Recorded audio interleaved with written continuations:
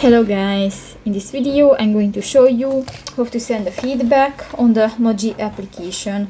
But first of all, I just want to mention, please don't forget to subscribe to our channel, because at 100,000 subscribers we are going to show you our YouTube revenue statistics and growth strategy, how to make money online. So let's jump into it. First of all, open the application on your device. So that's the home screen, and you can find different buttons. New, just